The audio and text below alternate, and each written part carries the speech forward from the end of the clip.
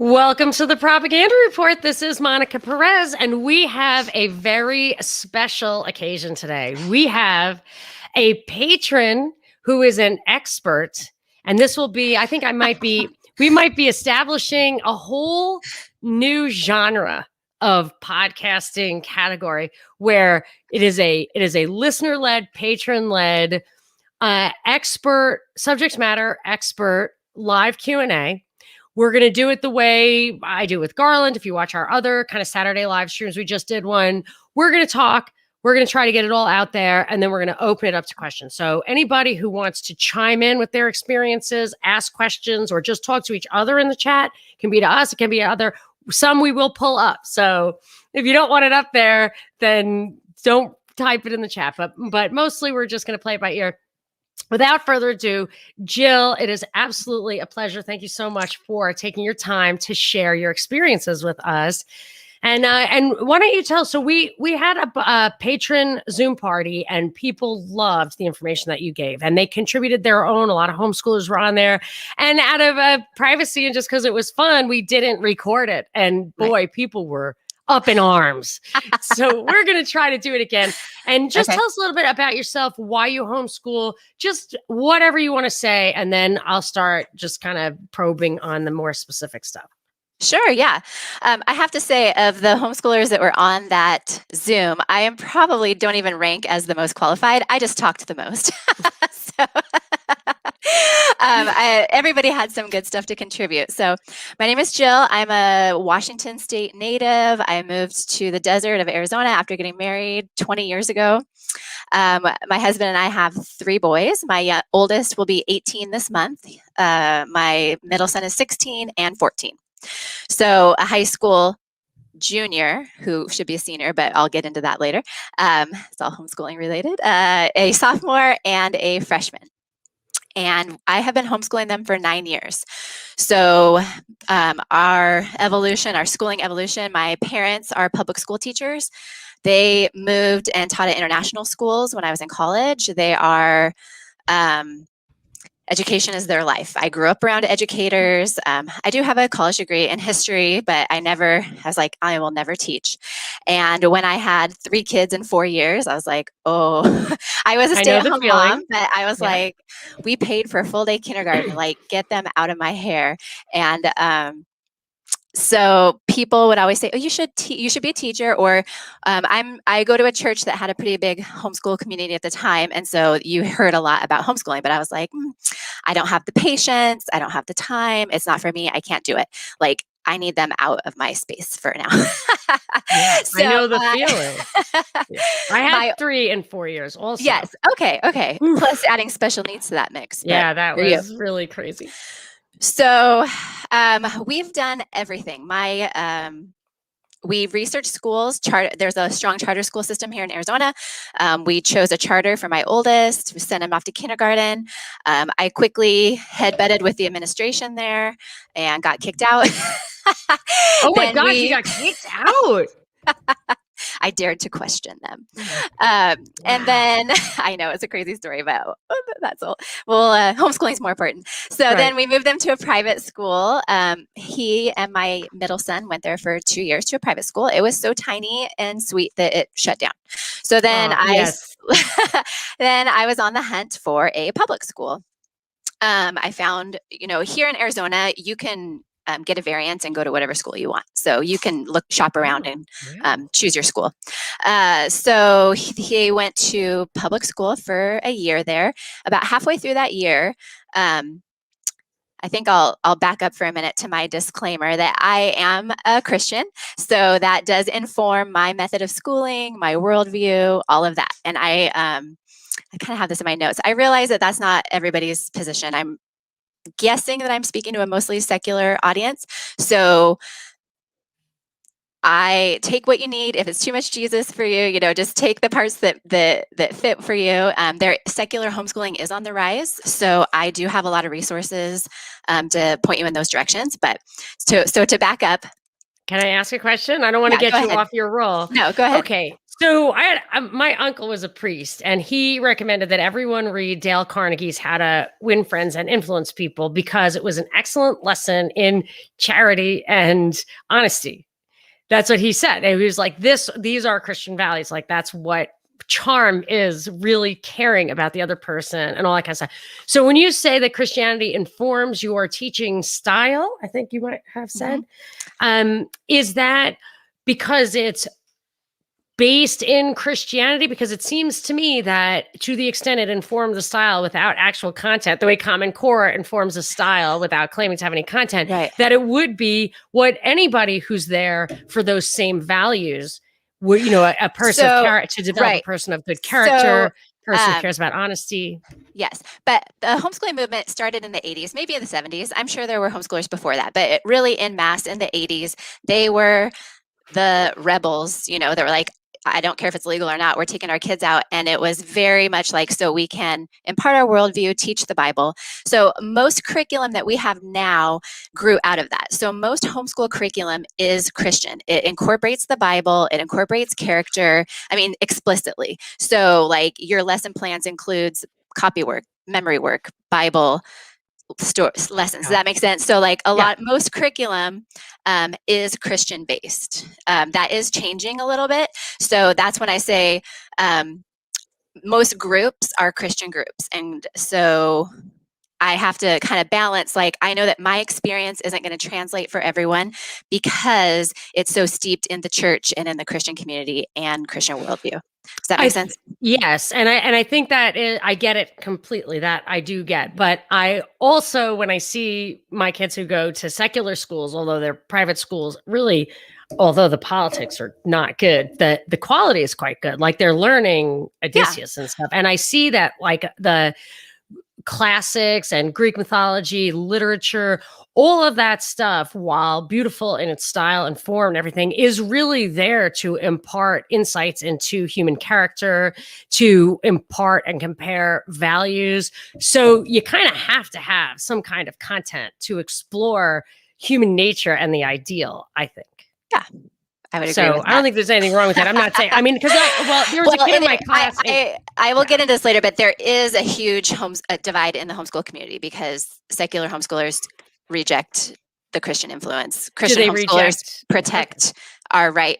I'll get into all of that later. Okay. I think that you have the listeners that are married, that are podcasters, that were homeschooled. I just remember the look on their face at the Zoom that was like, homeschool? No. Like, well, I think I don't know. I don't want to assume anything about them, but I know that homeschoolers that went before, I think there's like a whole website called Homeschoolers Anonymous that's devoted to like not good stories. So you know what I mean? Wow. Like but how that can you happen anywhere? That can happen to anything. So I think that there is a pushback, like when people think of homeschooling, I've even seen on Twitter and other places, like we have to outlaw this now because they're like just growing little Christian white nationalists. Like you can't just allow these Christian parents to shove their worldview down their throats. There was a book that people are pushing like mad of a woman now who basically escaped from some fundamentalist, like grew up with her dad was teaching her about how to use like guns and farm and stuff like that, and she escaped, right? Yeah. Did you read? I would just say that's a human condition issue. That's not a homeschooling issue. You know what I mean? I'm not even sure it's true, but I know they're pushing it for an agenda. Yeah. So anyhow, you have to pull your mic away just a teeny bit, just back it up. Okay. Yeah. Is that good? So all of that to say, because I am a Christian and I do base my decision making, our family bases our decision making process on that. About halfway through the year, this is going to sound kooky, I apologize, but it's the one and only time, honestly, that I physically felt like God impressed something upon me, like, go do this. And it was homeschooling. And I have to tell you, my husband laughed and he was like, I don't know about that. Because he knew that I was kind of overwhelmed and whatever. And I never wanted to homeschool. And I don't hate school. Like I said, I grew up around schools. My parents are teachers. So it wasn't like a total rejection of school. And I want to make that clear because my oldest is actually in public school again at this time. So this isn't like ideological purity. It has to be my way. All other options are invalid. That's not the case at all. I just want to share my experience and give you guys hope. Like, I know a lot of you guys are wanting to unplug from the government matrix, and you're just like, it's just so hard to be like, but I'm going to ruin my kids. Like, I don't have the skills. I don't have the knowledge. I don't have the ability to how, like, what does it actually look like? What do you actually do? And so I think it's endless, amazing possibilities. And so I just want to share some of the really cool stuff that we've done. And that maybe will like just get the wheels turning in your guys' heads. Like, oh, like it's life-changing. It's been so good for our family. It's been so good for our community, for our friendships. It's just like, it's just fulfilling in every way. So all of that to say, I just felt God guiding me to homeschool. And so I thought, well, no. And then I thought, okay, I just read. So another one of Monica's questions was like, how do you start? Well, I start everything with research, research. So I just started checking out all the homeschool books from the library that I could. Turns out it's kind of like when you're pregnant for the first time and somebody gets you Baby Wise, that's like cry it out and train the baby and break their will, or somebody gets you Dr. Sears, that's like wear your baby and be connected. You know what I mean? Like all of a sudden you realize, oh, there's all these different ideas, there's different approaches. You just have to sort of go through those, decide what works for you. You start to realize, oh, there's a lot of different directions you could go, and not every direction is right for everybody. So there's learning assessments, there's personality tests, there's all kinds of things that I did to figure out like what style of homeschooler am I. Classical conversations, it sounds like maybe Monica, your kids are in a classical school. That sounded way too rigorous for me. I am not rigorous. I was like, I don't think we're gonna memorize the whole Western canon by the time they're 5. Like, I don't know. So that wasn't my jam, but I have to say now that I see kids who are products of classical conversations, and more and more, I think it's John Taylor Gatto that I was listening to, that you realize that classical foundation is what the elites and the leaders get, and we get the dumb version, the follower version. So there's value to that. I'll tell you, the reason I chose these schools is because of John Taylor Gatto. I was like, I get it. They're getting that education. That's why the politics are not good at all. But they are still learning that stuff. Yes. And so my kids take Latin. That's awesome. Yeah, we have a classical charter, a few classical charter schools here, and they make the boys sit down with both feet flat on the floor and their hands like this. And nice. I have 3 boys. That's not going to happen for us. So I am an eclectic, crazy homeschooler. So that's just to say, if that's your personality style and that's your kids and that's your goal, great. That's not my style. Some people who are homeschoolers aren't here might hear my story and be like, oh my gosh, she's crazy. I could never do that. And hopefully that would be encouraging, because there is no one way to homeschool. Everybody's homeschool is their own. And to me, the main issue, the most important thing is your family culture and your family connectedness. And that's where the main education comes from. I mean, constant communication and connection with mom and dad and siblings. And that's the hardest part and the best part about it. So how do you even start? I would say research. My state has a really strong homeschool organization that lobbies, does everything, and they do yearly conventions. Again, this is where the secular Christian rub might come, because the keynotes are very Christian. The breakout classes, it's, you sing worship music before it starts, all of that. So, I mean, you could just go to the curriculum hall and look around at different curriculum and not, yes, go ahead. Could you please give us a list of resources that I can put in the show notes? I'll put it at thepropreport.com. We'll make this a podcast, and then we'll put all the show notes under there, because it'll be hard for us to follow the recommendations, but people need them. I mean, there was one thing you told me is like, there's a place you can say what you're like, the laws by state and that kind of thing. Everything. Basically, I think you wrote it all down already, but if you just give me a list. Thank you. Yeah, I can definitely do that. So before I started homeschooling, I went to the convention and I was so inspired. I will never forget. I mean, this was almost 10 years ago. And I remember the keynote speech, and I forget his name, but I remember he was like, don't be a dream killer. Like, don't stomp on your kids' dreams. Like, let them dream big, the world is theirs. It's their oyster. Like, the world is going to crush their stupid ideas. Like those ideas, the dumb ideas, like get crushed on their own. Like, you're the parent, you're the, like, don't be a dream killer. And I don't know. And another keynote was like, God fills in the gaps. So like, we all have gaps, public school kids, private school kids, like nobody has a complete education, and just that encouragement that like, you're not perfect. You're not going to school perfectly, and God fills in the gaps. So things like that are just so inspiring. And then you can go to breakout classes and learn about specific issues that you're curious about, or curriculum. So if you have a state convention, state by state, like I know Virginia has a really big secular organization that does the same thing. There's great homeschool conventions that travels, that does like regional ones. So looking at homeschool. That's fantastic. Yeah. And now there's a lot that are even online. So that's a place that is my dream killer. I am so sick of everything getting online. Yes, I can't stand it anymore. I know. So then another question that you had was, is it time consuming or manageable? And I said, trick question. I get it. Because from my point of view, it's a lifestyle. So in that sense, it's every day, all day, every day.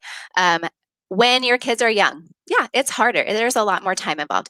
When you're starting, my first 4 years were so intensive. Like I have to take the hard way. I want to do it all myself. I can't just take a worksheet and say, do this worksheet. I like create unit studies. I do all these lesson plans, and it was just taking me a really long time. And I work some part-time jobs and all of this. So what? I mean, I got everything.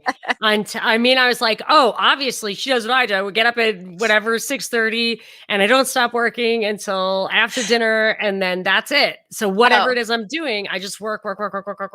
And then class on the couch. I am not a martyr. I have a lot of free time. So I really, I don't want to make it sound like that. Possible? Well, it's a little bit of a, it comes more automated. So I had to just dig in and figure it out. And that just takes time. You're reading. It's sort of like this whole, when I became introduced to the propaganda report and all the little things that you mentioned, then you go chasing those trails, and it takes time. I have to keep going until I'm satisfied that I have the answer, or you keep finding it. So that takes, when you're doing that with your curriculum, with trying to figure out a hard issue with your kid, if there's something going on that you need to solve, if your kids, my 3 boys are, they don't love each other in a loving, peaceful way. Yeah. There's a lot of noise and a lot of conflict in my house. I just heard a question. What are the biggest conflicts?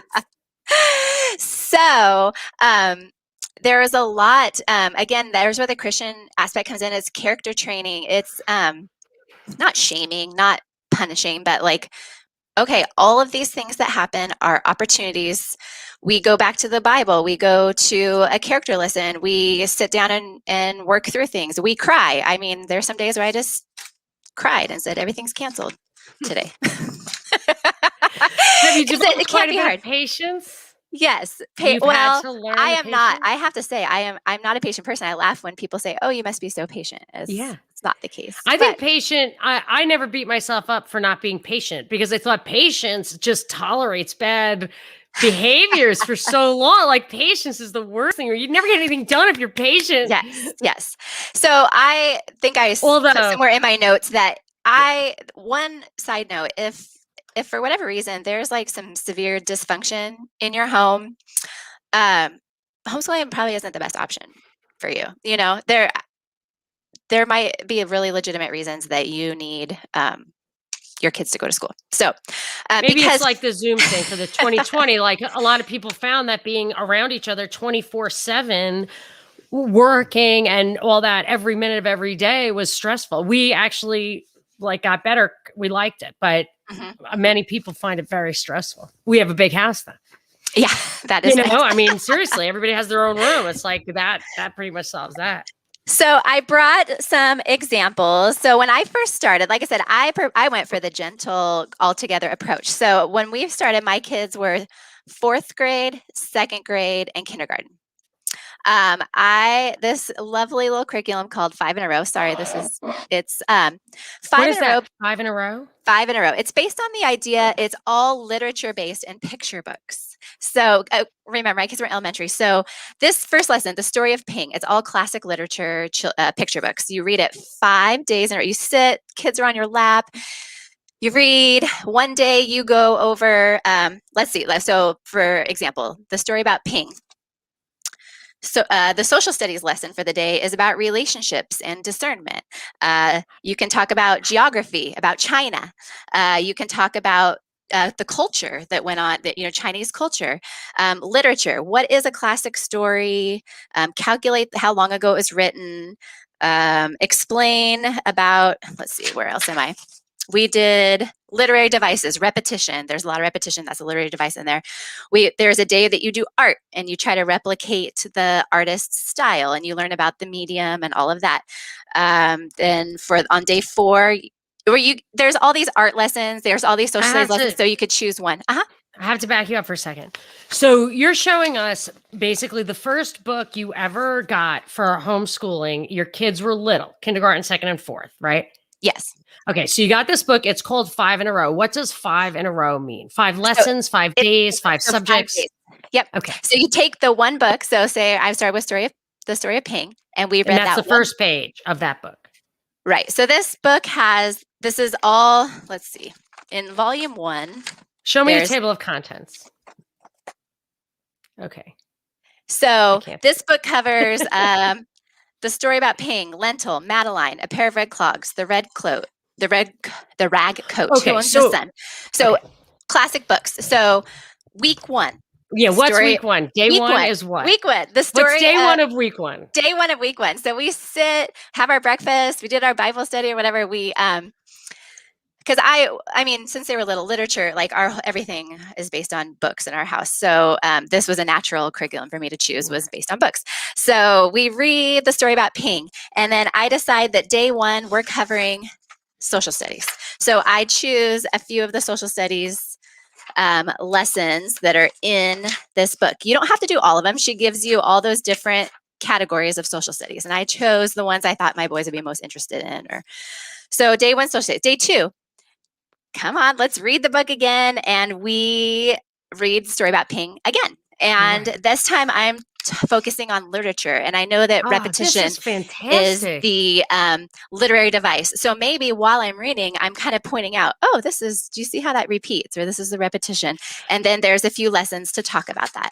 Maybe on day 3, because day 3 it's when art. I do propaganda, like I analyze the news and I try to understand things. You do it like that. What is the content? What is the lesson? What is the importance historically? What devices are they using? Why is it written the way it is? And I feel like if you're teaching them the different layers of meaning in the stuff they're exposed to, they will be able to more critically approach the stuff that's getting jammed into their faces. That's what John Taylor Gatto was saying. Like they take out that rhetoric part from the regular people, so they cannot understand how to influence nor how they are being influenced. Right. And this is very interesting to me. Okay, day 3. Sorry. And a lot of we got to go a little say, slower because it is very hard when people listen, because people can be listening. I'm looking at the time and I'm like, I have even cooler stuff. This is just the beginning. Time. Don't look at the time. No. Do not worry at all. I could just talk. No. Children's, I took a children's literature class in college. I got college credit for reading children's picture books, and people do say that children's classic literature is actually, it's very difficult. It's some of the best literature out there because you have to be so concise. The word choice has to be so concise and so impactful because you don't get very many words. And the art has to be so good. You're conveying part of the story through the art. So picture books, have a lot of impact. So day 3 is maybe art. So we pay attention more to the drawings reading the book day 3 and then have the stuff ready. And then we try to mimic that style, maybe if we have the ability to do it.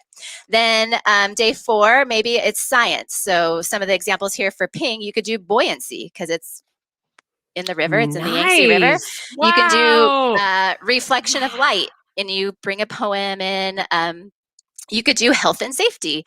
So then day math. You do math. It's not a math curriculum like you'd have other math, but you could do Dang. counting, because in the story of Pink, they count the ducks. Every time the ducks go off, you count the ducks. So, and again, my kids were little, so something very basic like this. A word about math, not to freak you out, but I did not use a formal math curriculum when my kids were in elementary school. No, you don't need formal. I tell my kids, like when I'm at the gas station, I'm like, this is calculus. It's going to take us exactly 3 minutes to get out of here. Yeah. They're like, Mom, no one has applied calculus in their daily life. I'm like, I'm telling you, if you had the variables, we'd know exactly when this is going to be finished. Right. So at that same time, when my kids were little, the homeschool group that we joined was an activities-based group. There were 125 families, I think, that were part of that homeschool group. And that's just a very specific West Valley of Phoenix. So, and what does a group mean? You guys go meet at McDonald's once a week, or? So we would do park days, Friday park days in the afternoon. There is a company here that provides PE classes for homeschoolers. So they hired that. People could sign up and pay for PE classes before park day started, and then park day would happen. And it would go into that. It would usually get there at 4. We'd all bring food or whatever. Our kids would just play until 4, 5 o'clock at night. Sometimes we would do like monthly themed things. And so while we're doing 5 in a row, my kids still like to dress up and everything. So then we'd like make their costumes for the costume contest once a month, or make their Valentine's boxes for the Valentines at the park, or things like that.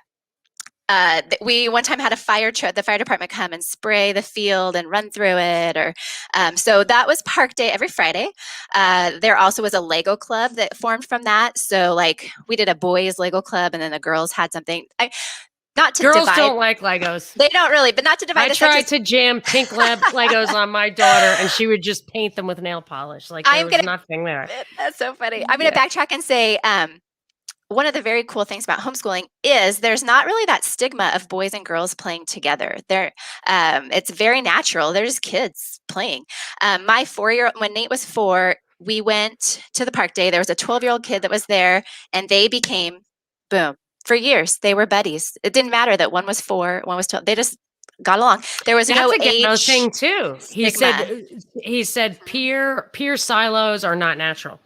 Right. So that's been one of the coolest things that I've seen is, of course, when they're junior high, we've navigated crushes and friendships, and people are human. Homeschooling doesn't insulate you from any of the stuff that happens. How about safety and monitoring there? I'm a little like skewed because my son with Down syndrome literally needs constant supervision. Like and then I could not watch the other kids, but I'd be nervous about them. So I would never go to a park like without a backup. Yeah. But I don't have any perspective on that, but you're there with hundreds of kids or dozens of kids. I mean, kind of the buddy system and the parameters. And the park that we chose was right next to a community center. So there's sort of natural boundaries. So it's just like when teachers are at the playground, just keeping an eye. Like you'll chit chat, but you'll watch the limits. Yes, exactly. And I love babies, and my babies' years were over. So for the young moms that are chasing their toddlers, I'm like, give me that baby. You're holding babies. Nice. Give me that baby. You go chase your toddlers. Groups just to hold the babies.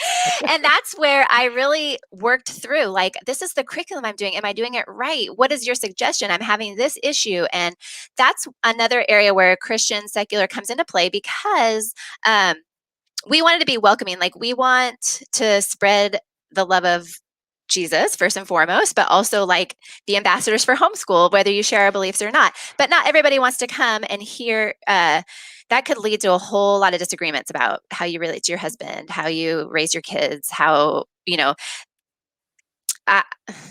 does that make sense? So I like.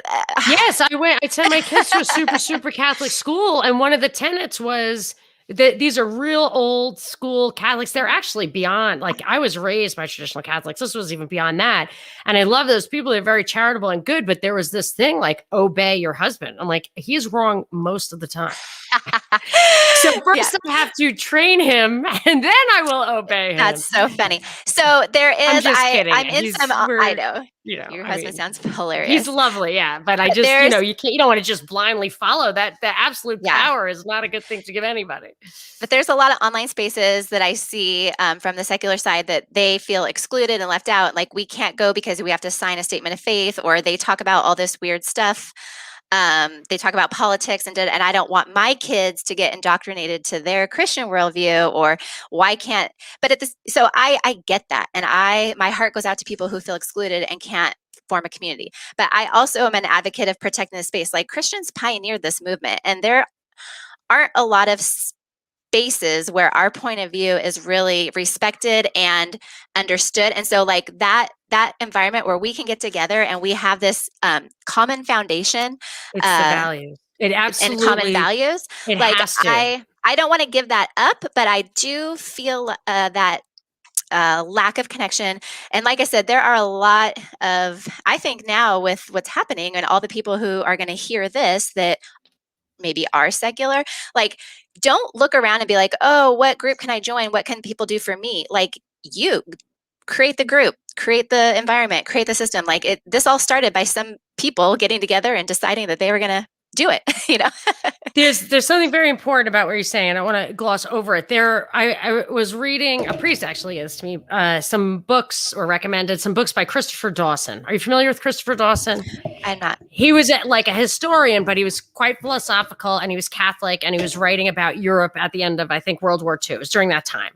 And one of the things, I think it was he who said that a civilization, even if it continues to thrive materially, is a civilization in decline. And I think he specifically said if they don't have a common religion. And MacArthur said the same thing just in his observations when he was in Asia. He said any country I went into that had competing religions was never going to make it. And it's not like a value judgment on that. It's just, so I had to think about that, because he was saying, so he had hope at the end of World War II only if religion, Christianity, made a resurgence there. And I had to think about it not being, I don't come from the position you do. I'm a practicing Catholic, but it's totally a practical, like, I struggle with the faith and everything. I do it because I'm like my mom. I'm like, I think it's a better way to live. But right. I just don't have that connection. Maybe I had too much math, but I just don't. And I'm sure if I did enough math, I'd get there. Maybe it's too little math. But here is why I concluded that that's what he was saying, and that's why it's true, is that if you don't have common values, it's very hard to find both a goal for people to follow, a path, and target a goal. So like in Zen, it's just the path. You don't think about the goal. And if you just think about the goal, then you're a Marxist who just the ends justify the means. Right. To have a path and a goal, that is the unifying force of a community, of a civilization, or whatever. And that's why, like, every church I've ever gone to, I was actually trained this as a kid. You go to the immigrant church, you go to the church where the immigrants are, and that's where we all come together on the most basic fundamental values. Then it doesn't start getting to be the social club and money and who's giving and who's have the coffee thing. You go where the Haitians, the Filipinos, and everything like that. And I've always noticed that there is no issue of class or race. It is 100% communion of the values. So it's important that you have the same values if you're working towards a goal that big. I don't know if what I'm saying makes sense. Yeah, but it does. It does. I think it's objectively correct. Right. But I'm just bringing this up because I share my experience, and a lot of it comes because I have such a huge support system, because I have access to these amazing groups, and people who are homeschooling secularly and don't want to be part of a Christian group, I don't want you to be like, oh, this was what it was like for Jill, and it's not like that for me because I don't have a group, or I don't feel welcome at these groups. I say, keep looking. Our co-op, now I'm part of a different co-op than that group. Just to go back to that group really quick, that was Park Days, Lego Club. We had a mom's night out once a month. We did some couples nights. And then it turned into our families like going on vacations together and just doing tons of stuff together. So those were like some of my just favorite years of my life. And it never would have happened without homeschooling. I have some introverts in my family that maybe wouldn't want to be out and about every day of the week, but that even helped to give them some good relationships and become more involved in family stuff. And it gave us more time. When my kids were in school, my oldest and I can butt heads, and it was just like, get up, get your stuff, anybody who takes their kids to school in the morning knows that I don't have to explain it. It's stressful, right? And then you're angry and upset, and there's no time to resolve it. Then you're gone for 8 hours, and you come back and then you have to fight over homework or laundry or getting to practice or whatever, and then rinse, repeat. Where's the time for real relationship and that whole It's very rigmarole? artificial. Those kind of time things is very artificial. Like some of the things that I read in your notes was how I think about, I've talked to this with my mother. I'm like famous for reinventing the wheel, but that's just, I like to think things through. And I was like, all you have to do, I said to my mother, it's like, all you have to do is teach them how to do math, teach them how to read, and teach them how to write. She's like, it's the 3 R's. Where you been? Pretty much.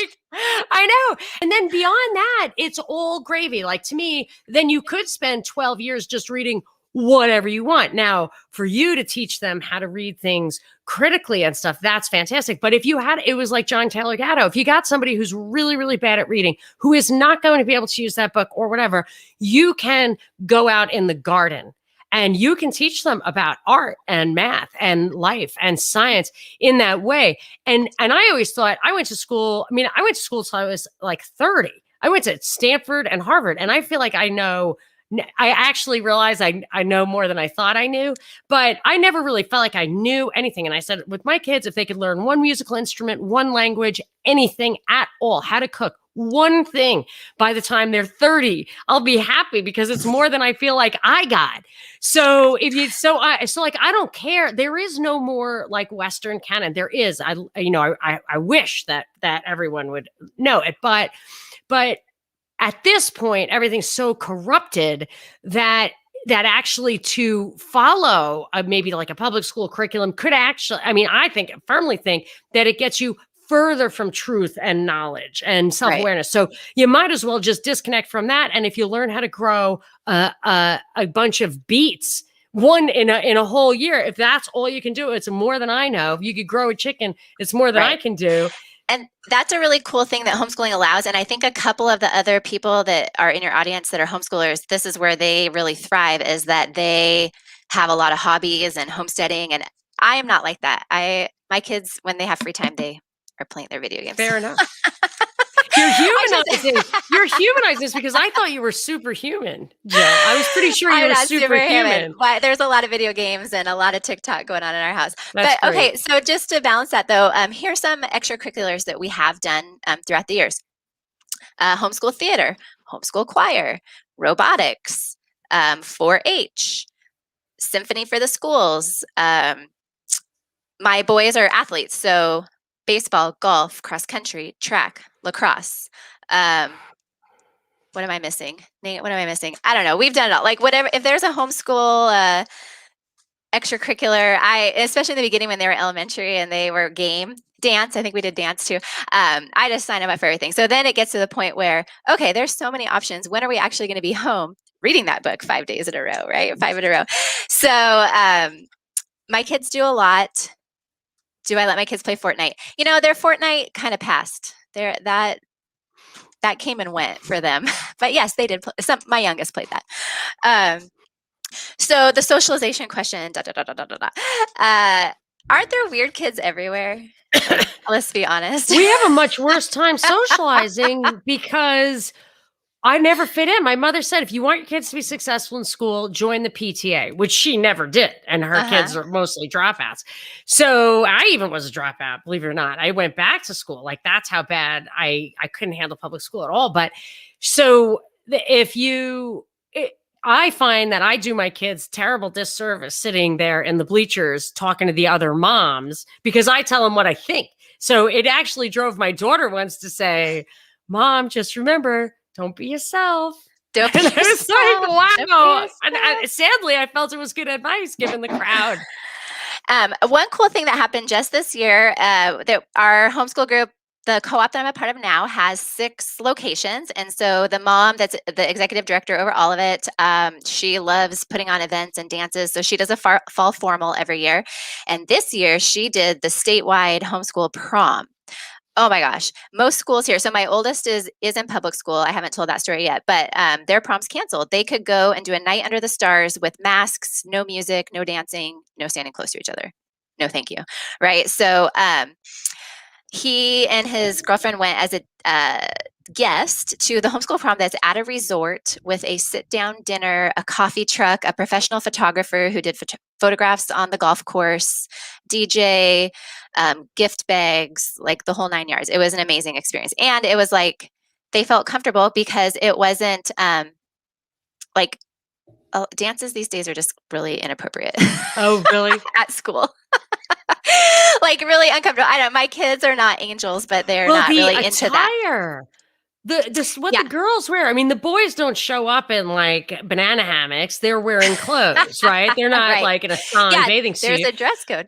But the girls, I mean, it's lit. You can't, and they can't even do anything because they're constantly holding their skirt so that it doesn't ride up above their undies. I'm like, it's crazy. It's really uncomfortable. I just kind of laugh that like people tease my boys like, oh, is your prom date going to be your mom? Is it going to be in your living room? You know, the idea that like homeschoolers just have to be like locked up in their house, like on the margins, that can't participate in life, that there's nothing cool for them. That's just an old, outdated myth. It sounds like it's way, way cooler because you've got the fun stuff and with some freedom. That's the thing that just is so painful about institutional life, is that it's, you know, this boxy room for exactly this amount of time, this boxy room for this amount of time.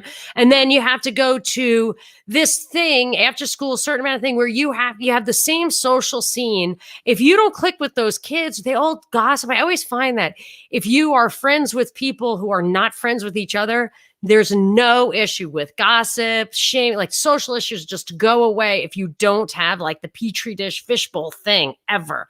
Right. And if you have that kind of freedom where you don't like this, you do that, you don't want to try. And I mean, you could even just find the same activity, but with a different crowd.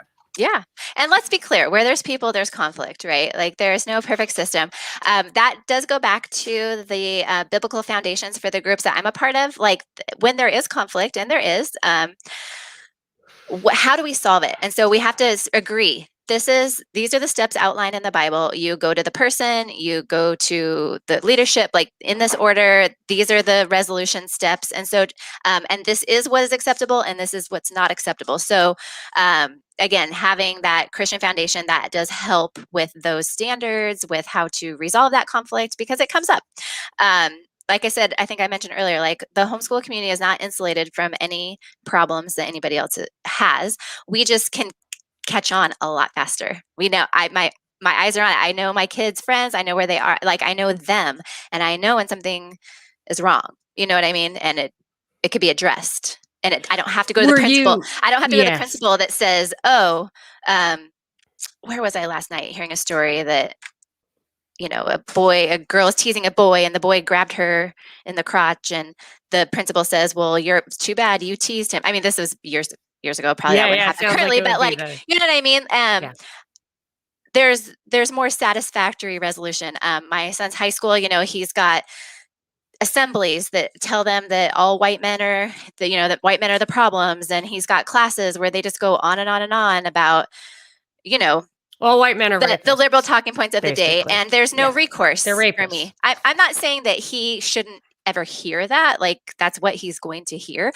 But I can email the principal and be like, oh, my son got sent to this assembly not once, but twice. And he had to sit and hear that he's basically the devil. Like, and their response was like, yeah, so this is. And how helpful is that approach? I mean, if there's an underlying problem that needs to be addressed about how groups or genders or whatever interact in a highly integrated society. I mean, it really starts with the gender thing, that like a lot of affairs start at work, because here you are working very closely on your best behavior, dressed as well as possible, married people working into the night. I mean, that is a social challenge. And let's talk about that. You know, let's talk about that. If somebody gets out of hand, if you're working for a guy who you report to, you know, how do you establish boundaries? How do you assert yourself? Like there are real nuances, and just saying someone external to you is to blame and then telling that person there's nothing you can do. These are not approaches that are designed to make the society more sophisticated, less damaging, more moral is really what we're talking about. Like, as they throw that PC stuff around about race and gender stuff, they are talking about a morality. Is it a secular morality? I don't know, but they're really talking about what is a morality. And those are sophisticated questions. You have to recognize people's rights. So that kind of stuff I don't think is helpful. It's okay. It's good that he hears stuff that he's always going to hear, but I'm highly suspicious about that kind of thing, because obviously agenda driven. And I think furthermore, it's meant to perpetuate the problem. Well, and people who say, oh, you shouldn't homeschool because it's not okay for them to just be exposed to that worldview and have it shoved down their throat. I would counter that they are having a worldview shoved down their throat at school as well. And they might walk away from my worldview. They might not. I don't know. But my goal, I mean, my connection, my relationship with my kids is first and foremost. I welcome their questions. I welcome their pushback. I'm not trying to be authoritarian about it, but what I see it happening at the school, they are authoritarian. you don't, that's it's exactly their way or the right. highway. I just think back to my high school experience. I'm 44, so this is a while ago. And, an assembly that I will never forget. It was a touring group that came and did like a play, a provocative play, and it was about LGBT issues. And I'm from a very small little hick town, and they took audience questions / comments written on pieces of paper, passed down. The questions and comments that they read were so, I mean, it was like, it was very bigoted, hateful type of stuff. And then it just got the whole school fighting. And it was like the Hicks versus the more and I just remember going to class after that and debriefing and being like, I cannot wait to get out of this town. These people are awful, blah, blah, blah. I did leave that town and I never did go back. And but come to find out, those were planted comments, planted questions, so that that's to me, so you can't tell me that you're not pushing and manipulating kids into accepting or a worldview. So deception is basically, I mean, there might be valid criticisms of homeschooling styles, and I'm not here to defend every single type of homeschooler, but if you think it's either or, it's not the case. So anyhow, that was my little soapbox. I wasn't even planning on talking about that. But so now as my kids get older and transition to high school, and then you start to freak out like, oh, now it gets serious. And how do I prepare them? We did keep my oldest, and he did want to go to high school. Mostly he wanted to play baseball and not for the school we're assigned to. So in Arizona, you can play high school sports for your assigned school and still homeschool. Yeah. If you want to go outside of your boundaries, then you would need to attend that school. So that's what he wanted to do. We waited. We realized, I was like, you know what? I just don't think you're emotionally quite there yet. You're not ready to go enroll in the public school. We're going to wait a year and see. So we did. And he took that year just doing only biology and algebra. We had the benefit of our co-op had a licensed physician, an ER physician who's also a homeschool mom, and she offers biology classes. So he did, they dissected everything. They did a research paper, they did a debate, they did poster board presentations. Like, I think they did like 5 huge projects. Okay, my son has now taken AP biology in high school. None of that. Not even close. And not even really just dissecting mind-numbing, droning Zoom stuff, probably. Is he Zooming? Yeah, well, what's Arizona like? It was before COVID. He took honors right before COVID, but still not nearly the quality of experience that he got. And that biology class should be interesting. Yeah. So that's kind of a cool thing. Like she offered biology, forensics, chemistry. My middle son now has taken forensics and anatomy from her at her home. Those were just intensive classes. And again, she also is an adjunct professor at a university. So she formats the class like university style, what she would expect of her students. The research, the writing, all of that. It just taught my kids so much to launch them in their high school career about understanding what the teacher expects, understanding due dates, how much work do you have, research, note-taking, you name it. So it all kind of mixed up into that class. Another good friend of ours who is she's a speaker on the homeschool circuit. She has written a little bit of curriculum. She loves American history. She offered a U.S. history class for my middle son, and every day, it was once a week, but they did the coolest things. Like when they were studying the Mayflower, she blacked out her living room. We walked in. Oh, she texted us the night before, tell your kids to wear raggedy clothes and bring one little bag. So they showed up in these raggedy clothes and one little bag. And she had a little sign at the doorway. We walk in, it's dark. And she had scotch taped 6-foot squares on her floor. She moved all her furniture and just made the floor 6-foot squares. And the kids had to sit in their cabin berth on the Mayflower for the whole class with their little whatever they brought with them.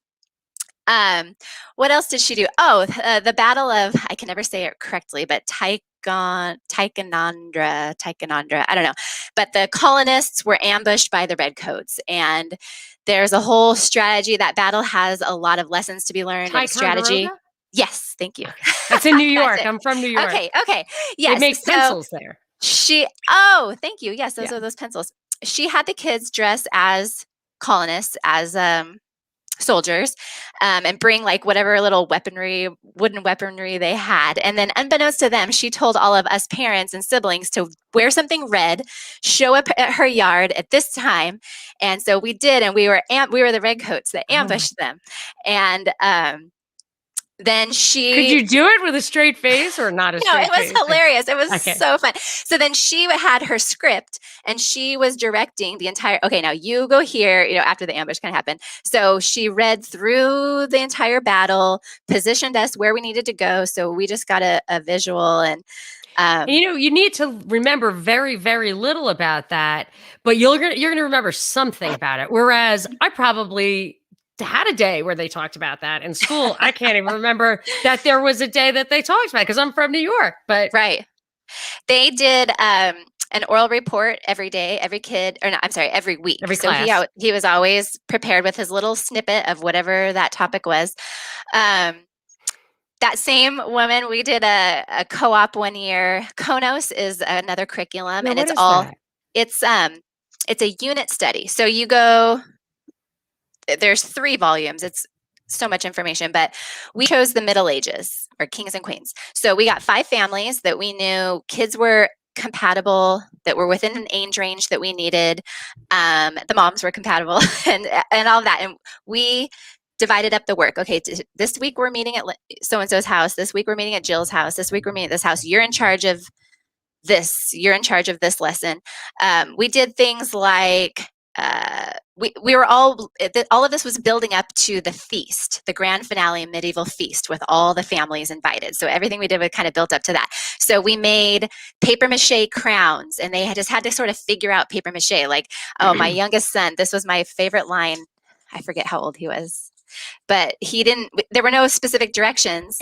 It was like, okay, figure it out and use your problem solving skills. And he said, but I don't have any problem solving skills. And I said, I know, that's why we're doing this. Nice. I don't have any of those. So like, okay, figure out the dimensions, figure out the balloon. They made weaponry. The older kids were helping the younger kids measure the PVC pipes and saw it and make the duct tape armor. Linda was showing them how to use her sewing machine, and they hand sewed their tunics. We had them handwrite invitations to the families using old-timey handwriting, and then burn the edges. Nice. We did castles with cardboard, and then we had all the families come for a feast. We set up a U-shaped table. We assigned the roles: the king and queen, the court jesters, the servers. No forks, right? Yeah, no forks. So yeah, we had it. We made trenchers, flatbread trenchers were the plates, no silverware, turkey legs, I forget what other food there was. And then we had the court jesters entertain us, and the king and queen kind of did their procession. And oh my gosh, we all wore the costumes that we had made, and it was really cool. And then the 2016 election was right after the next semester. So we just did a quick election unit. We had the kids decide who's running for president. Well, after we talked about the parties and what their platform is and what that means. And this was before my libertarian phase, but This is before your libertarian phase. Yeah. So then, what are the primaries? Who wants to run? How are we going to decide who runs? They had to do like campaign videos. That was hilarious, and come up with their campaign slogans. Yeah, I bet. It was the 2016 election, so now we all know. I mean, you can't even say make America great again without it having connotations. But at the time, it was new, right? And it's not pro-Trump or anything. But my youngest son is Nate, and he was running, so his slogan was "Make America Nate Again." And it was cute. That's great. Yeah, he didn't win, but and then we like did voter fraud. It's really interesting. Like we stacked the ballot box, and we had the kids like, is this count accurate? How do you know? How can you tell? So it was good. In 2016? Yeah, we made a voter box out of like a refrigerator box and had them go in and you have some Russian dude like sneaking around. This is before we knew about all the Russians, right? So that's my style of homeschooling is very much hands-on, unit study, experiences, making. I'm not a particularly crafty person. Truthfully, I'm not, but this just appeals to me. So I try to find opportunities like this for my kids. When I don't, like I had a day to fill. I needed to drive my son to class a couple years ago, and I knew I'd have it was kind of far away, and I'd have this free time. So I just contacted some friends, and I was like, "Hey, you've got kids about my youngest son's age. What if I taught them once a week? I'll do all the work. If we can meet at somebody else's house, that's where I need to drop my older son off." And I'll get your kids together, and we're going to cover this. And so we did another unit study all together. We did a cooking class with them. That is what I like. I mean, that's the kind of thing is that so much of what they sit there and try to absorb through a textbook or a classroom and now Zoom stuff that they're really not going to absorb. I've always, maybe I'm wrong about this, but I've always been, my instinct tells me, like, don't just overwhelm them with so much stuff that they're not going to pick up anything. Pare back to where it's relevant, it's developmentally appropriate, it's going to stick with them, they understand why it's important, and make time for showing them how to cook a healthy meal, like a truly healthy meal. I mean, everybody should know how to make bone broth. I think we've all established that. But you're inspiring me. It's so easy. I really need to know. Easy. It's so easy. So, now can you tell us how your son ended up in public school then? Yes. So wondering, he's kind of a if he can hear person. You, forget it. No, he can't. He can't hear me. He's then not. Don't tell us. No, he's not.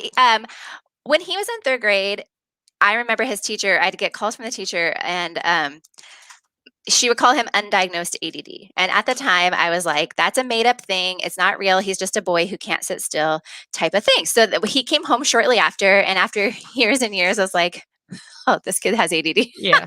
I mean, there is something to it. But yeah, so actually he wasn't unmanageable. But when I just on a fluke grabbed a Dr. Amen's ADD book, and he says there's all different kinds, and then he has little tests. Anyhow, things that you don't think are ADD, the conflict, the forgetfulness, just certain personality hallmarks that you think, I thought I taught this kid right. And why is this happening? Yeah. Why? And you can place a lot of blame on yourself. And I failed as a parent, and and this, what's not working? And that helped fill in some gaps for me. And then I felt terrible, like, oh, I could have given him tools a lot earlier. So I don't always think and medication was not an option for us. We knew that we weren't going to just like drug him, but okay. So what are some strategies? What are some tools to work with this? So a supplement regimen, neurofeedback therapy. To me, that's another benefit of homeschooling. Like he wasn't causing so much problems in a classroom that they were like, this has to be, and when he was in third grade, we did have to come up with strategies, but it wasn't like, this has to be managed now or else. It was like, we're on our own timeline to figure out to figure out what was best for our family, to figure out how to approach it. Neurofeedback therapy is a really cool tool. I don't know if anybody's heard of that, but never heard of that. A while, but it helps to just regulate the zones of your brain and your alpha, beta, omega, whatever other Greek word is in their Latin word. Wow. Sorry, what is it called? Neurofeedback. So he had a lot of anger, and you didn't know how that was going to manifest sometimes. And that it did show that his beta, it was like on red. He was like on all the time. And it's a series, it's electronical. The one that we did, I've come to find out that there's a few different methods, but he would start with like a relaxation. He got to choose what was on, is like, relax your brain. Then they would choose like which quadrant they want to work on.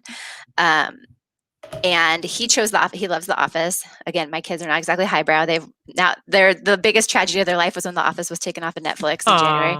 So, so he would choose The Office on Netflix. So the screen, if your brain isn't communicating, the screen, it gets loud, then it gets quiet, then it gets dark, it'll get fuzzy. But when your brain signals are doing the correct thing, the screen is normal. Does that make sense? So it's like rewarding your brain for proper communication, whatever, those neurons. It's really cool. It's kind of a cool thing. And I mean, we have some of those issues. I hate the idea of drugs, but when my kid was in school, we had to give him something. But then when they went to the Zoom thing, we didn't give him the stuff anymore. I still had the problem. But I will say I actually think of them more as syndromes. Like a syndrome is a body of symptoms that travel together. So Down syndrome, they didn't know it was a genetic thing. They just knew that like kids have these 5 things or 7 markers for Down syndrome. And there are personality types, you could even call it, or you can call them illnesses, if you want to call it, if you want to label it like that, disorder or something, if you want to, but you don't have to. You could just say, it is interesting that some of those character traits travel together and that other people have wisdom and tools that can help those people with those character packages, which are not the reason they emerge as considered dysfunction, is that this incredibly artificial environment isn't the best thing for a variety of personality types. Whereas you need a variety of personality types to keep the whole, human race going. Yeah. And so that really helped us just give some tools, like I said, to deal with maybe issues that have become really ingrained. So it becomes like part of your personality, it becomes part of your behavior, it becomes part of your relationships with your siblings and your parents. So for us to change those habits, like the supplements, like really enhanced his mood. Like what? So we had him on, it was 5 things, dopamine, 5-HTP, GABA, magnesium. There's one other one. St. John's wort? No, and Pure Encapsulations is the brand that we used. I find that their stuff is really good. And there's different combinations, like different dosage and different combinations depending on like what type of ADD or ADHD presents. Like according to Dr. Amen, there's like different types affecting different parts of the brain that maybe you would hit with different supplements. So based on like what his issues were, that's how I chose that supplement regimen. He has like an online quiz that you could do to sort of pinpoint. AMIN? EN, Amen. Oh, amen. Because we have a little, it's just hyperactivity. And like, who wants to try? I mean, I feel like if you were just running around all day, if you were actually hunting, you would really, that would be just activity. Yeah. So all that to say, it actually worked out better for us to have him go to public school. He was just ready. He's a very independent kid. He wanted to play baseball. We waited a year. Like I said, we had him focus on those 2 subjects to make sure. I was like, you cannot go to school as like the homeschool kid that's behind. Don't we put all that pressure on ourselves, right? Like, yeah. But this is going to be another rabbit trail, but there's a study and I need to pull it up, but I think it was inner city kids, disadvantaged kids somehow that did not have a consistent math. I don't know if it was intentional that they maybe weren't given like they didn't do the same math curriculum that most kids their age did. And so they followed them until 6th grade and then introduced those concepts to the kids, and they caught up. They were within a month or 2, they were in the same spot as the rest of their classmates who's fought with your kid over multiplication, long division, like they're just not, they don't get it. There's so much stuff to show, like we're trying to shove that down their throats maybe before their brain is developmentally ready to handle it. And just like potty training, you're not going to be in a diaper forever. Like you're not going to have your mom feed you forever. our brains can compute, we're just not all in the same timetable. So you don't have to fight with your kids about multiplication. Well, when that's they're 5. funny. I always tell my kids, like, they object to like how the pacing goes and the just boxes. Everything's like just boxed off. And I say to them, look, you're not Alexander, and I can't get Aristotle to like come and tutor you. Right. You have to be able to deal with institutional pacing and structure, but maybe not. Like I was really in my first son had Down syndrome. He was quite difficult. I love him to death. I mean, he was difficult because he's very high functioning. Okay. And you just couldn't contain him at all. He was very curious. He could figure out things. He could figure out how to unlock things. I mean, it was really crazy. And I couldn't ever. And then I realized, it was really sad because I couldn't even have like a dollhouse and stuff. He would just wreck everything. It was really nuts. It was really nuts. That's hard. Yeah. So my son being in school has actually given me insight into the public school system and what really is happening in high school. We can say, oh, our kids aren't going to be ready. Homeschooling is doing the district, and now I see like what they actually do, what they actually need to know. He's smart. I'm not, this results may vary kid by kid. He is smart. So he went into honors classes by the second year and he's a straight A student. But it's not rigorous, not what I would consider rigorous. Is he happy there right now? It's not his favorite. He just wants to get through it. And he doesn't like busy work. This is why we always laughed. They're like, you're going to school. You hate listening to people. Yeah. You hate stupid busy work. You hate, he can see through people's BS, and he just, he doesn't tolerate it. No patience for it. So we're like, school is an interesting choice for you if this is like totally against personality. So actually next year we are going to withdraw him because he wants to be a firefighter. So he can do his EMT certification, which is the first step, or Grand Canyon University here next year is going to offer free dual enrollment to Arizona resident homeschoolers. Oh, so he could do a year in college instead of, or at the same time as, I went to community college. Free. And I transferred. Not community, GCU, Grand Canyon University. Right. But you can do dual enrollment. So that's another handicap right there is his only dual enrollment available to him is whatever classes. He's at a huge school, 2,000 kids, 2,500 kids. He signs up for like, oh, I want these classes. And then it's the luck of the draw. If he gets in like to the electives and stuff. And then you don't get to say like, I want to do dual enrollment in this, and this. And because this is where I want to go. It's like whatever package the school has for you is what's available. You know what I mean? So if you're homeschooling, Grand Canyon University here in Arizona offers up to 62 credits for homeschoolers to do in advance. That's awesome. Same with Glendale Community College, all the Maricopa community colleges. You can finish your associate's degree by the time you're done with high school as a homeschooler. Wow. So you have a lot of options. That's great. Homeschool. Yeah. Boy, that'll save you some money in four-year school. Wow. Will it ever? Then Harvard took all of my credits from community college. That's awesome. So then my middle son, he, I tell the story in my notes, but like his preschool teacher, like his reading readiness, he was like, yes, he's great. No problems. He's so compliant and so sweet that his teachers love him. And he is in first grade. He raised it like, can I go to the bathroom? No, you guys were just at recess, but I have to go. No, I picked him up and his pants were wet. I was like, oh, poor sweetie. Why are your pants wet? And he didn't want to tell me. He just sat in his seat and peed his pants because the teacher told him that no, he already had a turn to go to the bathroom and he didn't do it. Gosh, that's for little kids like that. You can't do that. Right. Needless to say, dude, it's just so that sad. For sure. But so he, no learning like concerns were ever raised because he's good. They're like, no, he doesn't cause me any problems. There's no problems with him type of thing. So after homeschooling him, I don't do like a spelling test and stuff. I just kind of developmentally wait and then see like, okay, are high frequency words, are they catching on? What's happening? So by third grade, fourth grade, I noticed that he was still having trouble with some high frequency words. And I thought, I just want to maybe have that looked at.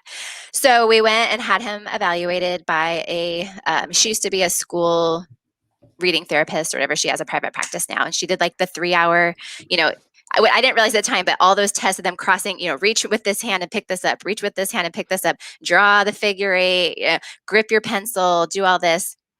Come to find out, it's very common. Most kids that have like midline processing issues. So that communication, that left brain, right brain. Yeah. He used his left hand and his right hand equally for a long time, and I always thought that was cool. And she said, "No." She said, "No, not cool. It's not the same as ambidextrous. It's your brain, not your brain pathways have to decide when you're young, and then those imprint those messaging. So yeah, when your kids are like not both using both hands, that's actually not that's a sign. So his pencil grip, I know what it was too. He's so compliant that we would do copy work and he would write like 3 words and be like, I can't do anymore. And I'm like, you can do, like, he's not one to just say, I don't want to. And I'm not, he does, he wants to be a pleaser. He wants to do what's assigned to him. So when he says he can't, I believe him that he can't. And so that's why I was like, oh, we'll just go have it like that. So he did 3 years ago with her doing midline, visual processing, auditory processing, physical exercises, homework, all kinds of stuff. And he's great. Like, he's so creative. He has excellent ideas. Any of our writing classes, he's the one that has like these funny little quips, like just he tries, he has these ideas, but like executing them maybe would take a different approach than what I saw happening with my oldest son in the classroom.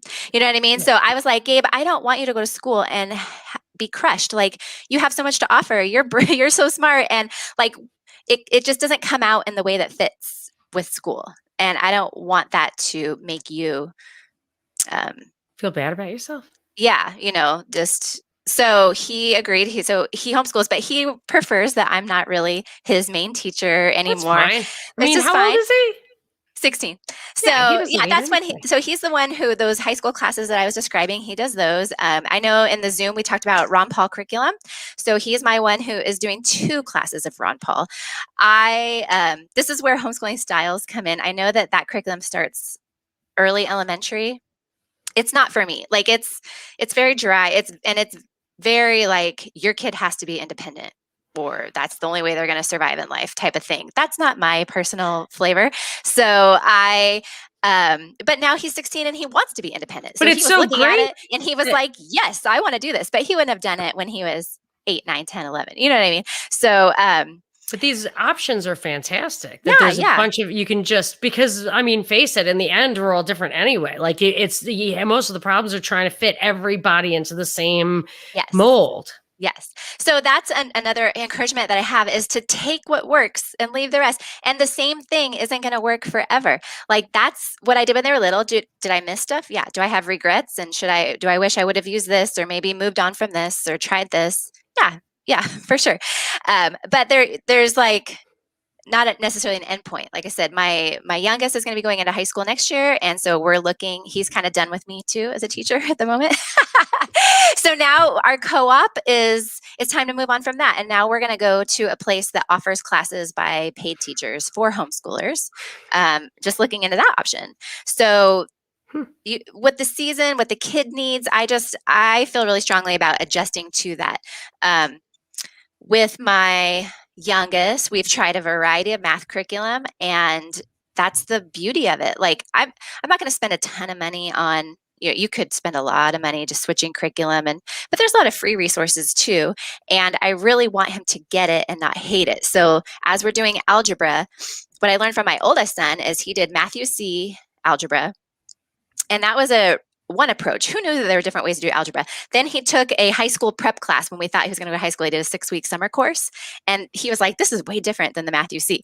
And then he went to high school and he had to do algebra 1 as a freshman. And that was like a sort of a different angle. So he actually had 3 years of algebra. Through algebra 1 as a freshman? Not really. It's not his favorite. But once he got to geometry and algebra 2 and college math, no problem. Yeah. But his geometry was really, really hard for him. They don't do textbooks. He didn't have a textbook, and they have a block schedule. So math needs a textbook. You're supposed to teach yourself. So it's an hour and a half. And then you go and ask on the whiteboard. So all it was, notes, handwriting for an hour and a half, because they don't have a textbook. So if you It's want the almost on examples, purpose. then you're writing. So he would say, I don't know how to do this. And I'd say, well, where's the example? I'm thinking in high school, I open Of my textbook, you go to the course. beginning of the chapter, you follow the steps, He's like, I don't have an example. And so he would get out all his notes.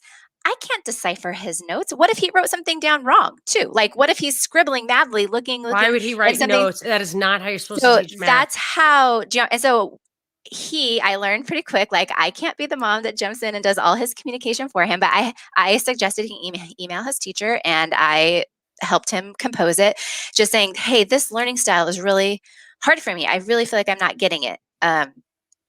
What other resources could you suggest? And give me a textbook, right? His teacher was like, while you're in class, you can get a textbook off the shelf, but otherwise, this is how it is. Sorry. I'm buying that textbook. I'll send you the textbook. What's the name of it? Well, he actually got an A in geometry. He plowed through. He figured it out. He worked hard. But when people say, how do you teach math? I couldn't. He was in public school, but I couldn't help. But with my son that I teach algebra to, okay, I suck at algebra. I did algebra in high school. I had to take algebra in college. I've now taught 3 kids algebra, and I still don't get it. Like, why the slope? Why do we have the slope intercept? Why do we care? I don't know. But I used to tutor algebra in high school. I hate it. Okay, but let me just tell you, people might want to know the way to do math is I had a roommate in Harvard who transferred from Cooper Union, and she was like an engineering major, electrical engineering. And she said, like, you have to have a textbook. The way to teach math is you go home, you teach it to yourself, you work through all the problems, then you do the assigned problems. And when you get screwed up, you go back, you look through the examples in the textbook. And then the reason you go to class is to get help on the things you could not figure out on your own. You bring the problems, the teacher goes over the problems. That's how you learn math. And I totally agree with that. Yeah. So to me, homeschooling math is ideal because I'm not a math whiz, but I can follow the steps and I can reach back and remember when I did it. And so I get the teacher's manual, I get the inside scoop. Yes. And I'm not trying to trick my kids. I'm not trying to manipulate. So they can look at the teacher's manual with me if they want. We can be like, step. I want them to get it. I don't want why is that a secret? Right. So, to me, teaching math, or there's so many tutors. I mean, you could outsource math very, very easily. Actually, I have an online. Even Khan Academy, I tell my kids when they're taking the class, this is what you do, and just do it as like, osmosis kind of thing. Go do the Khan Academy videos. Don't write it down. Yeah. Don't try to figure it out. Watch what the guy is saying as a supplement to what you're learning in class, to that textbook thing, to whatever. And every single solitary time that I've just forced them, or I've done it for myself, I just let those videos wash over me, and it makes it clear what you were doing wrong. Mm-hmm. Of course, Bill Gates owns it now, so I'm sure it's like got subliminal Satan messages or whatever. But so let's go to some questions. You ready for some questions, Jill? I am ready. Okay. So the people start teaming up. We're just going to do them in order, even though, I don't know if I understand this one. So Andrew, whom I think you know, his baby is 8 months old, not sure they will ever have any kind of preschool option. Is there a certain age when homeschool structure would kick in? Is it kindergarten, later? When? So my 3 boys did go to preschool because that's before I knew I was going to homeschool. That said, I don't think preschool is necessary. I happened to find like this awesome one that was hands-on. They did projects. They had monthly themes, like kind of how I homeschool. That was the preschool that I found. It wasn't like sit in your seat and learn how to be in kindergarten.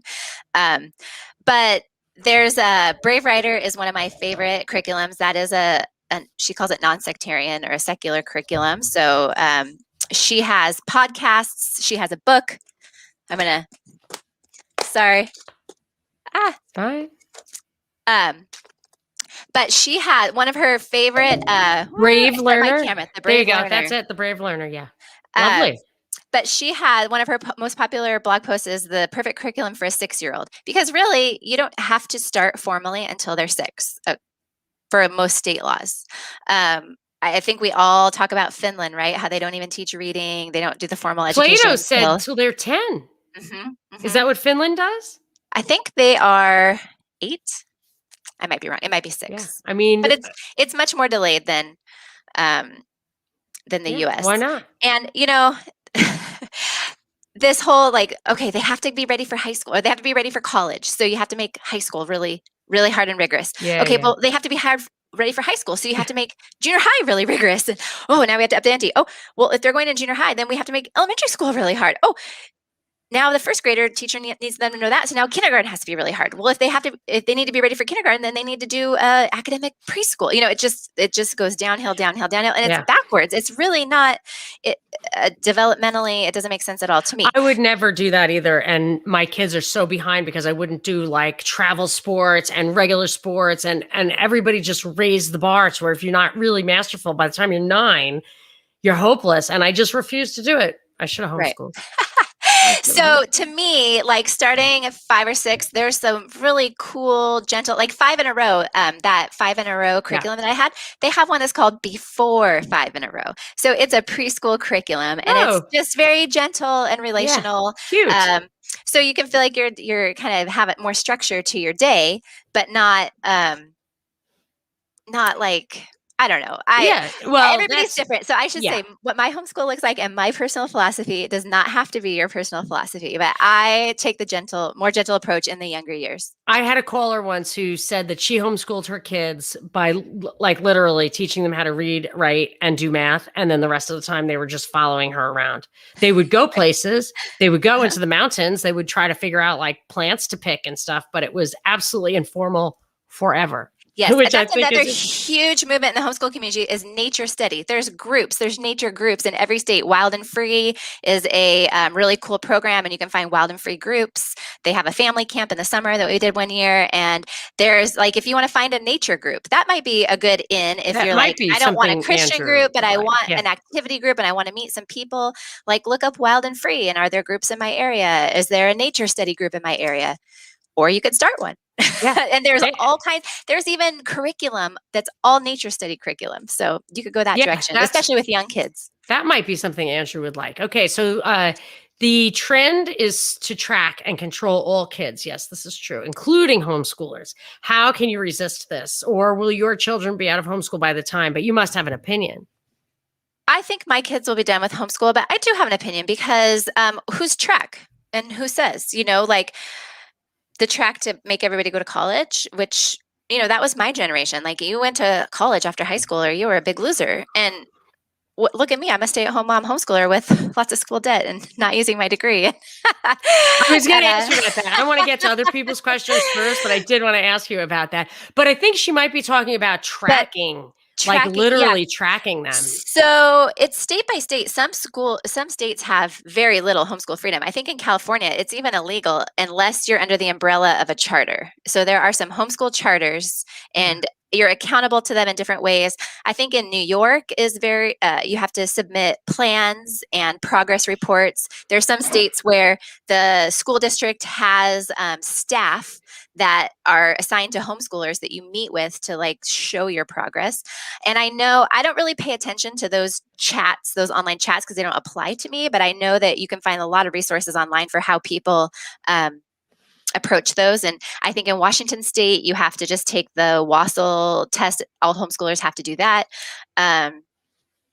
So it's state by state. And again, the Homeschool Legal Defense Association, the HSLDA, it is very Christian, but it'll give you state by state synopsis. You could pay a yearly fee, and if you ever run into legal trouble, you would have access to their legal counsel. So do you have any opinion on this? Joe suggests, attach money to the student. That is something that homeschoolers are bitterly divided on, because government money means government strings. So in Arizona, we do have the ESA, the Empowerment Scholarship Fund or whatever it is. But if you qualify, you can take, I think it's for kids that have a ISP originally, or siblings or military families. You have to have gone to public school for a certain amount of time before you have access to these funds. But the idea is families can have a fraction of the amount that the state would spend in school. So if your special needs would take up $30,000 of money in the school system, the state would give you $10,000 per year into this account. And you can't, it's not a credit card that you just go spend wherever you want, go to Disneyland. You know how every retailer has a code, so it has to fit with, Right. you have Like to your fit the healthcare receipts. spending Yeah. So is limited. it can be lessons, it can be curriculum, therapies is huge, because a lot of kids that have that are there. We have a ton of kids in our autistic kids in our group. So homeschooling autistic kids is more than possible, special needs more than possible. And then they just seek those therapies and therapists on their own time. But our state group, that it is contentious because they've worked really, really, really hard to separate homeschooling from government funds. And so when you start letting stuff like that leak in, they're just very nervous that comes with a lot of regulation. Yes. So. Okay. Sorry. I think we got a whole slew of. Andrew wants to tell you, congratulations on your son's decision to get his EMT. For me, it was amazing training and offered a window into humanity most won't see. As a young man, he will mature beyond his years. What do you think about that? Yeah, I mean, he's wanted to be a firefighter. Like, it's progressed from just one of those little boy dreams to like, no, this is my path. So it's kind of cool that he can pursue that. He can get a foot in the door, and we know quite a few firefighters around here. So hopefully, I know it's a very competitive field. So JJ Boogie, who is a homeschooler also, he says the Ron Paul homeschool curriculum is great for them since he and his lovely, lovely wife need more time to do other things while kids are doing school. Yes. See, there's absolutely a purpose. Like with both parents are working full time, and you just need that. I mean, let's get to that now. For Blub says that they cyber school, and he gets to chime in on that. So it's really interesting. We have a lot of families that are doing K-12, and that's another place in Arizona where our state organization is like, that is not homeschool. It's not the legal definition of homeschool, blah, blah, blah. So they try to keep it very separate. But when people want to come and visit, they're like, well, we're doing online school and we're curious. And then they're like, well, I don't think I would have time to do, a whole day at a co-op or to go on these field trips. And because you realize that it is so time consuming and not rigorous in necessarily like a stimulating way, but like just a grind. So burdensome. Like the hours, the requirements, the work, the connection activities, I can't speak from personal experience because we haven't done it. If it's working for you, I am not here to dissuade you or cast any shade on what's working for you. So with that, I personally don't take that route because I just see that people are chained. Again, it's like being chained to a school. I like having the freedom to set my schedule and to my kids hate Zoom schooling, which I think the cyber school would be part of. But I did want to talk about the financial element of it. So if you're home, but for you're home, and I just think like the tuition for my kids' school is ridiculously huge. So I could work full time to get them to go to those schools. I don't. So my husband just pays for everything, and it's working right now. I don't know how it'll work when they go to college because it's going to be even more. But do you find that it's actually cheaper for you to not work and homeschool than it would be if you were sending your kids to a private school and out working to pay that tuition? Some years it evens out. So I started staying home since my first son was born. So I have been a stay-at-home mom from the get-go with that. Some part-time jobs that I've had are working at the front desk at the gym, working in the suites at our local Cardinals football stadium, working spring training, working for a caterer, proofreading papers, doing like filing office stuff from home. What else are my current jobs? Just little things like that are on the side that I can say yes or no to. So that helps to supplement for sure. I think whether we were homeschooling or not, some years are more expensive than others. When I was starting from scratch and I had to buy all this curriculum, it can be really expensive. But like some of the math curriculum, I can pass down from kid to kid, or that's where unit studies kicked in because we're all kind of doing the same thing together. I use the library. Oh, the library is my best friend. But now that we're getting into high school classes, we pay the teachers and pay the organizations. My son just chose the 3 classes that he wanted to take next year, and it's $250 a month. Oh, really? a month for just Well, I those 3 mean, classes. that's a lot So cheaper than yeah, private high but that's not school. factoring in like my middle son, what he's going to do too. Right, right, So, right. but I can work at I can do lunch lady, I can do hall monitor, I can set up and clean up and get paid, and then use that to kind of go back into. So Yeah. I think that that's what I'm going to do. Um, so you kind of pick and choose, the monthly classes that we did.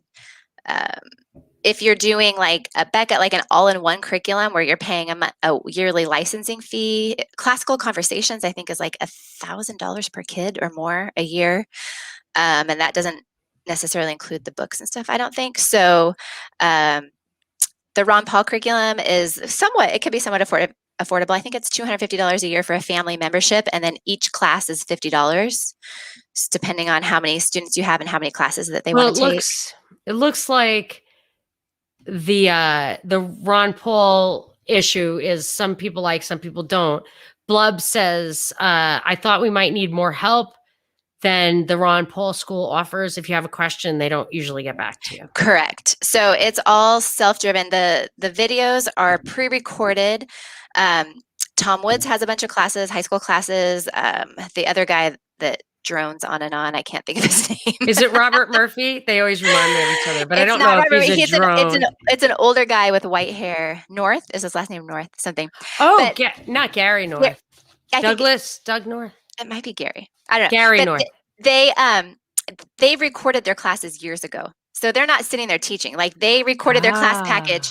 Then you buy that and you're just watching, and then you submit weekly essays that nobody really reads or reviews. So the parent is in charge of understanding the content, helping them along, but there's like nobody there teaching or that you can ask So questions. I always had this idea that you should have one live teacher and then have like the whole world watching at one time.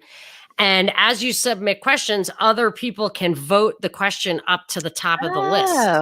Now, from my understanding on the Ron Paul stuff, though, is there's still an active community. Whoever's currently enrolled, there's a little chat, and you could submit your question there and get peer feedback. Mm-hmm. That's my understanding. Yeah. But I didn't do it when my kids are little. Like I said, my son is 16, and he wants to be on his own. So if he has questions, I really don't know. He might ask the group. I don't know. I see the end result of the stuff that he does, and I'm so proud of him. And he's great. This is another word about homeschooling. My favorite part of homeschooling is being in my pajamas. I like to sleep in. I hate mornings. Oh, I did not take one college class before 9 o'clock. I knew I would never go. I am not a morning person. When I was working the 9 to 5, it was a struggle for me to get to work on time. I'm not a morning person. So I like to sleep in. And when I homeschool, not to sound lazy or anything, but like that's a perk to me. And when my kids were younger, some people say, get up an hour for your kids and do your Bible study and get dressed and have your coffee and be ready for your day. And I'm like, no, I like it when my kids tiptoe and they jump in and they snuggle up, especially my youngest. And sure enough, none of them do that anymore. But I knew that time would come when it didn't happen anymore. So I loved it. That's how we woke up every morning. Once all of us were up and snuggling, then it was time to start our day. And so some people are like, what are you teaching them? There's the bad habits. They have no discipline. They da-da-da. Well, my middle son is a cross-country runner. His cross-country practices are at 5:30 in the morning. So he wakes up at 4 and gets himself there. How old is he? He can drive now. He's 16. But my husband or I would drive him, but he's the one who was up first. And now it's track season, and track is in the afternoon, but he still wakes up at 6 o'clock every morning before my husband's the only one awake. And because he likes to do his work in a quiet house. So he's very disciplined. He wants to be a Navy SEAL. So that's a whole nother story. But that's scary. I know. So my oldest son, as soon as he started having to go to school, he had to wake up in time, and now he has a job. He volunteers. He has a girlfriend. He plays piano. He plays baseball. So when he has stuff to do, he gets up and does it. He's never. I have a question. When you look back, what would be the biggest mistake you feel that you made? If you made any like really regrettable thing, or has it all just been a learning experience for you? It's all been learning. So it's all mistakes with a purpose, I guess you could say. Electronics is a sticky subject for me. I was raised with my mom is very like granola. She's a kindergarten teacher, and it's books, not screens. And I wholeheartedly agree with that. I went through a phase with my oldest. It was before we really like started diagnosing some of the stuff I was talking about, but like being able to let him just stay up and game and then he would sleep in was actually good for us. So I let him do that. I also wanted to experiment with the idea of kind of a homeschooling guru that I was listening to at the time was a big advocate of, if they want to play video games, maybe, why have arbitrary screen limits? Why did it, yes, there's brain studies and whatnot, but like, you don't have to prophesy doom that just because they want to be on a screen all the time, that means they're only going to be able to work at the McDonald's drive-through and they're never going to amount to anything and that it's going to ruin their lives. Like what if you like have some back and forth and let them have a little control over their decision making and blah, blah, blah. So we did go that route. We did let go of the reins on screen time, probably a little bit more than I was comfortable with. And that does lead to some online connections and some just discovering some things in the online world. Got it. Yes. You know how we had that problem? You want to know what problem we had? How we had that problem? I signed up for Kindle Unlimited because there was an ad about like unlimited classics and everything. It was just a book service, Kindle Unlimited. Mm-hmm. And it's not screened. You can't screen it. I had no idea. Oh. So it wasn't the video games.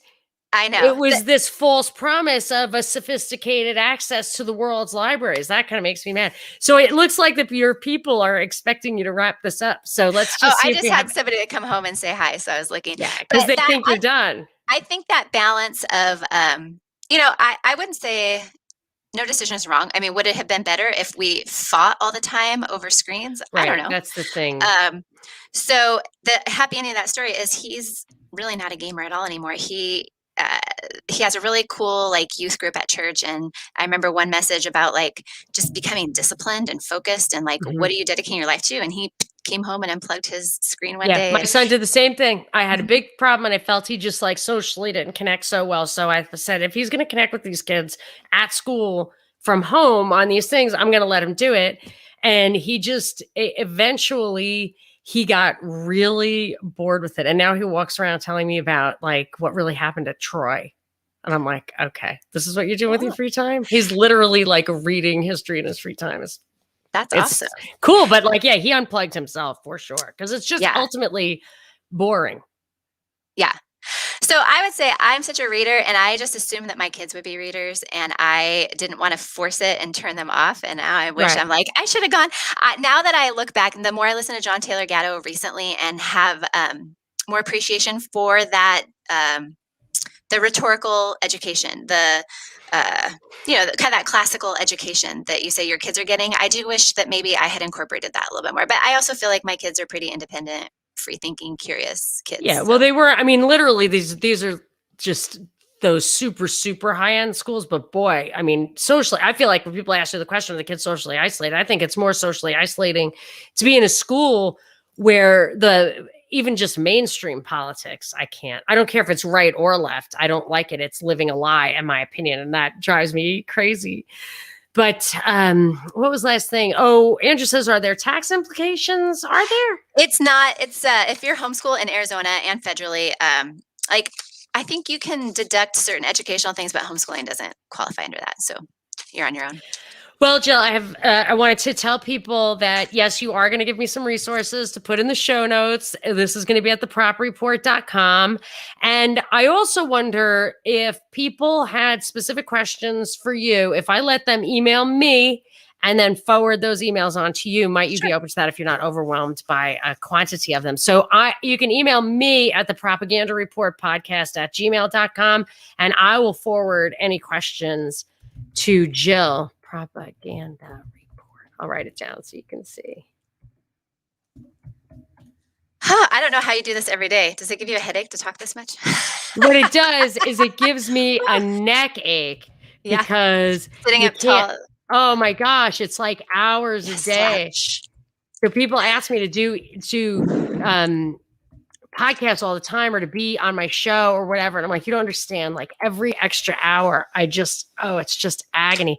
I'm fine now because it's only like 1:00 in the afternoon, but when I have 3 podcasts in a row, Woo, baby. Maybe I'm getting old. The bone broth took care of all the joint stuff. It's just that big heavy head. So anyway, but it was really, really nice of you to spend your Saturday with us and answering all these questions. I cannot tell you how many comments and questions I got for you after that Zoom. Aww. And there was only like 20 people on there, and there were the other people. And it was it's sad for me. Like, how many regrets you have? Not too many, but I do regret that we did not record that Zoom call. Yeah, because so many people were a couple other moms I know for sure on there that have they explore, you think of all the homeschooling, all the cool projects that your kids can do, and that's not our family, but I get a feeling that might be their family, reading really cool books and doing really cool projects, and it can go in so many directions. Maybe I should have had this like a panel discussion, but I'll tell you, I've also found that then it's too hard, much. yeah. It's too much, but and you hopefully gotta just pick and choose. That just helps you guys see that. Just Google, there's no shortage of homeschool blogs, homeschool Instagram accounts, homeschool companies, homeschool. I mean, you could just really go down that rabbit trail. So I am by no means an expert. I'm just little old me, here in my little corner of Phoenix, doing whatever, just managing. But if I can do it, you can do it. You've actually convinced me that, because I figured you were just like a super anal, hyper crafty, 5 a.m. rising, never have a glass of wine. I didn't even ask you about that. You probably never have a glass of wine, because I can tell by looking at how glowing your countenance is. Oh, no, sweating.